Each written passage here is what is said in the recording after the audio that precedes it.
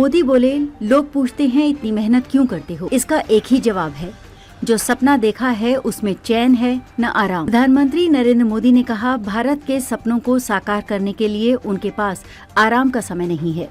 PM ने कहा, मैं कई लोगों से मिलता हूं जो मुझसे कहते हैं कि भारत अब दुनिया की 5वीं सबसे बड़ी अर्थव्यवस्था है। इतने सारे मील के पत्थर हासिल किए हैं, फिर आप इतनी मेहनत क्यों कर रहे हैं? मोदी ने कहा, इसका एक ही जवाब है कि हमने जो सपने देखे हैं, जो संकल्प लिए हैं, उसमें न चैन है न ही आराम। आज भारत दुनिया के सबसे युवा देशों में से एक है। ये युवा क्षमता हमें आसमान तक ले जा सकती है।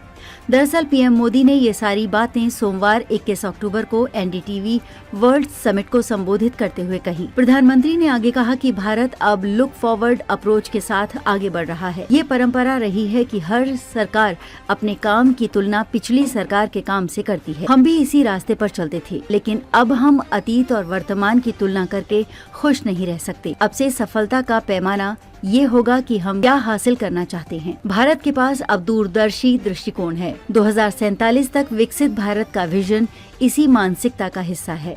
मोदी ने कहा, आज भारत के पास एडवांटेज है जो इस सदी को भारत की सदी बनाने के लिए बहुत महत्वपूर्ण है। आप सब जानते हैं कि ये एआई का दौर है। दुनिया का वर्तमान और भविष्य एआई से जुड़ा हुआ है, लेकिन भारत के पास डबल एआई पावर की एडवांटेज है। 21वीं सदी का ये समय मानव इतिहास का सबसे महत्वपूर्ण समय है।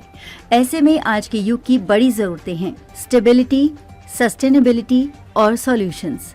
ये मानवता के बेहतर भविष्य के लिए सबसे जरूरी शर्तें हैं और भारत आज यही प्रयास कर रहा है। भारत ग्लोबल फ्यूचर को दिशा देने में महत्वपूर्ण भूमिका निभा रहा है। दुनिया मानती है कि भारत आज मुश्किल समय में साथी है।